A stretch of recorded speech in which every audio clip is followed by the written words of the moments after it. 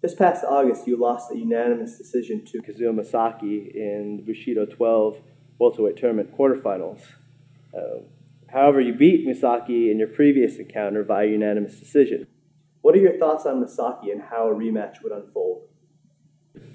Masaki's tough, you know. He's moves well, and I think I'd beat him in 8 more rematches, you know. But if he fought a good fight that night, and I fought one of the worst fights, I felt just flat and didn't move, and I just let him have a good fight, and instead of me taking charge of the fight and what I wanted to do. You know, I didn't accomplish that, and you know, a lot of people have told me, "Oh, I thought you won the fight," but that really doesn't matter to me because I feel like I let Masaki win the fight. You know, I had the opportunity and the skills and everything else to win the fight, but you know, I just didn't do it and I didn't move. So it was my fault that it was that close to begin with. So I'm not complaining about any judge's decision at all. You know. Would you like to have a rematch with him, regardless of the outcome of the tournament? It doesn't matter to me.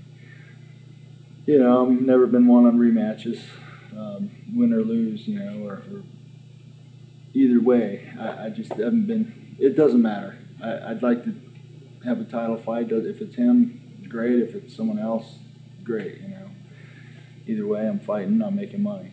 Mm-hmm. So that as long as they're a tough opponent, you know, I prefer to challenge myself in that way. So. Okay. So with that said, you put the Nogueira brothers to rest then? Yeah, it doesn't matter. You know, it would be fun to have another fight with the big Nogueira.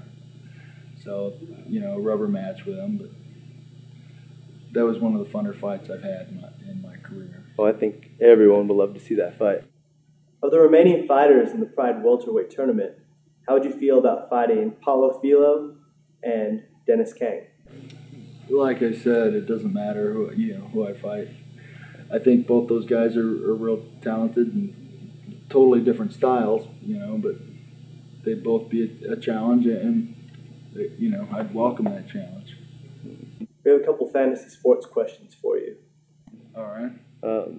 Rich Franklin and Anderson Silva are fighting for the UFC middleweight championship this weekend.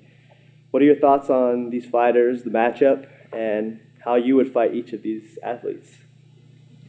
Well, I think it's well known that Anderson Silva is very skilled on his feet, you know, and not too bad on the ground, but that's definitely his weaker side is his ground game.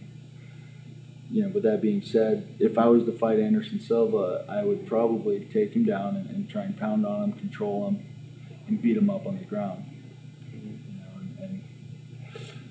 Rich Franklin, you know, he's shown that he can punch hard and has some good hands, and I haven't really watched him fight a whole lot, you know, just his last few fights, and he hasn't really done much on the ground, so it's hard to, I don't know how his ground game is, but I know that Anderson Silva is going to be a little quicker than him and more technical, but that's not always going to win a fight for you, so it's hard to say who's going to win that fight, you know.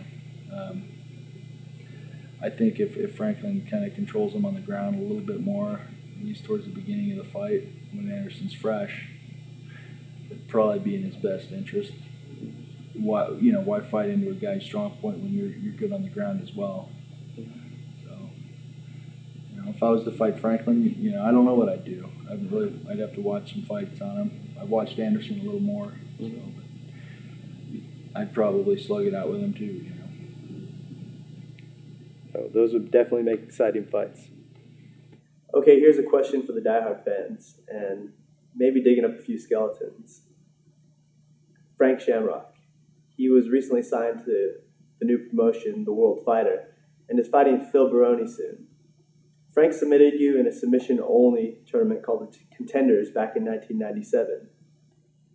Contracts aside, would you take an MMA rules fight against him? And if so, how do you see that fight unfolding? Yeah, absolutely. I mean, people still think that he is the god of the sport, you know, but the sport's changed since then, and I honestly don't think he would, or he should fight somebody like me that's the top of the game, that's been in the game for a while, you know. And he has hardly fought in a few years, and the guys that he's fought, you know, Cesar Gracie. So he's not he hasn't fought any fighters in a while. Let me put it that way. And you know, I think Baroni for him is a great fight. You know, because Baroni's not that well rounded. Frank's used to be in good condition. I don't know what his conditioning is now, but Baroni's not quite in the best condition. So I think that's a great fight. You know, I'm sure that Frank will stand up a little bit with him, take him down, and submit him pretty quick. Well, there you have it. That's the other side of the argument. I don't think I've ever heard it, the other side of the argument. I don't think I've ever heard another side to that argument. What's the argument? I've heard there have been statements from Frank Shamrock regarding the whole submission in Contenders, but I don't think there's ever been a statement from your side. So it's just I didn't really make a statement about that, about the Contenders thing. He beat me in a submission match when I didn't know anything, you know. But again, the sport's changed since then, and I've been in it ever since, and you know, he wouldn't submit me again. All right. Well, you and Heath Simms, and I'm not sure if any other partners. No. Okay. You opened up the Team Quest MMA Training Center in Marietta, California earlier this year. Was that in February? Around February or March. Tell us a little bit about the gym. It's going great. Got a ton of students. Place is packed most of the week. It's a good training place for me. You know, I have a lot more structure with my training now, and a lot more guys coming in to train with me, and you know, it's fun to have students or members of the gym that kind of follow my fighting career now. So and to be able to interact with them, it's good. It's definitely a positive thing, and it's something that once I'm done fighting, I'll look forward to teaching a lot more. So. Mm-hmm. How has becoming a gym owner and coaching up-and-coming fighters affected your ability to train? It hasn't really changed a whole lot in my training. You know, I have a lot of help when I'm getting ready for a fight. You know, somebody else pretty much runs practice for me, and you know, if I don't have anything going on, I'm running practice. I'm teaching moves and getting other guys ready for their fights. So it works out real well. You know, we have a good group of people down here.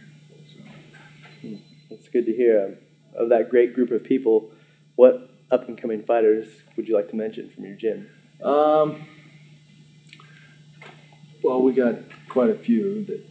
Art Santori's been here a while, and Brian Foster has also been here a while. We got Terry, the African Assassin. He's got a pretty big career ahead of him, I believe. So, and you know, a couple younger guys, Jesse Taylor and Buck Meredith. You know, you never know who's going to be popping out of here pretty soon. Maybe we'll be doing more interviews soon. Yeah, absolutely. Considering the growth of MMA, is there any advice you can give to young fighters in training or aspiring to be fighters? Anybody, you know, just keep an open mind and don't just get stuck in one place training with the same people, especially when you're just coming up learning. You know, get out there and train at other gyms and train with other people, and you learn a lot more that way. Is there anything else you would like to say, particularly to Vitor Belfort or your fans? You know, I'm probably gonna either get a whole new set of fans here, or you know, be acquainted with a whole new set of fans here that I haven't been able to see in years. So, you know, hopefully my first fight in the States in a long time, first fight a lot of people watching me, and that they enjoy it as much as the Japanese fans do. So, well, we'll cross our fingers on that, and we're sure you're excited to. Yeah, and I'm gonna beat Vitor's ass. Well, there you have it. Yeah, absolutely. Thank you for your time, Dan. Hey, no problem.